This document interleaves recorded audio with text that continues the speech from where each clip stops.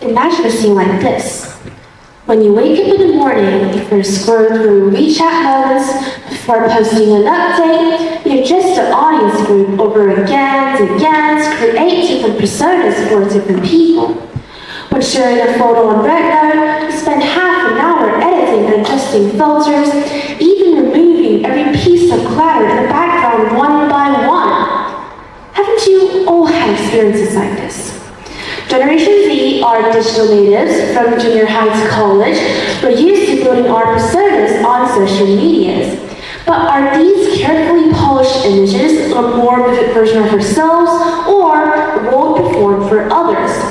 This brings us to the authenticity in digital images, how it's constructed, and how it subtly influences our self-perception and interpersonal relationships. First, we need to understand the essence of digital identity is a selectively presented self. Sociologist Evan Goldman proposed dramaturgy theory, which suggests that in real life, we're like actors, switching between a front stage for public performance and backstage, which is the authentic state in different scenarios.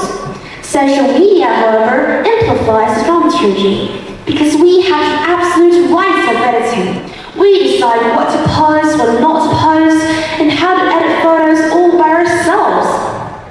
This right gives digital identities two distinct characteristics. The first one is highlights-only selection. To make others think we're excellent, we always filter out setbacks, exhaustion, and embarrassment in the digital world, leaving only the most glamorous fragments. Every day, scrolling through endless posts, feeling the weight of comparison, you hesitate before sharing, wondering if your day is worth posting. Your camera rolls hundreds of moments, unfiltered, unseen, but once you decide to show your life to the public, you choose the brightest frame, tweak the tone, smooth the noise, and then likes appear, comments flow, sense of validation floods in. Yet, gradually, you forget. Imperfection is always part of who we are. Behind a perfect post, a quiet doubt lingers. Is this really me? A second characteristic is scenario-based persona. One person can have completely different images on different platforms. For example, you're a nice child in your family group chat, posting updates like healthy dinners and study plans. You're also a fashion expert to like-minded people on social apps, sharing popular clothes to wear and makeup tips.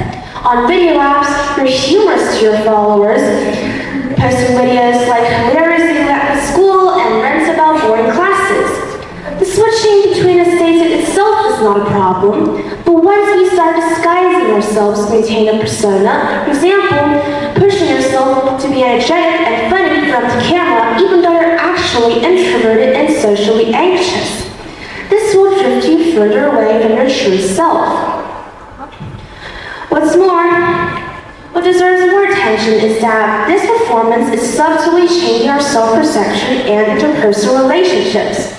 In terms of self-perception, the most common impact is self-alienation. According to a survey in a report on Generation Z's mental health, 72% of Generation Z students say that they feel anxious because of other people's digital images.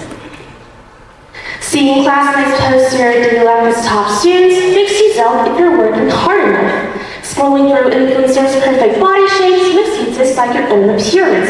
We always take others' digital identities as real standards and then criticize ourselves by these standards, eventually falling into anxiety and disguising. In terms of interpersonal relationship, the impact manifests in shuttering of trust filter. When many people meet new friends, the first thing they do is to check their social media, judging whether they are worth making friends with based on their digital images. However, digital images are often glamorous versions. Once offline interaction occurs, the sense of discrepancy will damage the relationship. What's more, some people spend a lot of time replying to comments and managing their personas to maintain popularity in a digital world, but instead neglect their real-life friends, leading to a situation of having countless online friends that feel real-life confidence.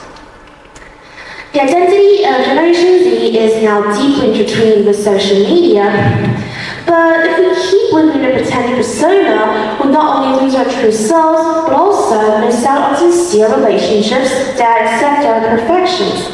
Digital identities is now no longer an add-on, but an important part of our self-perception. In fact, a truly healthy digital presentation is about constantly showcasing instead of blindly conforming. Here are 3 small suggestions I'd like to share with you.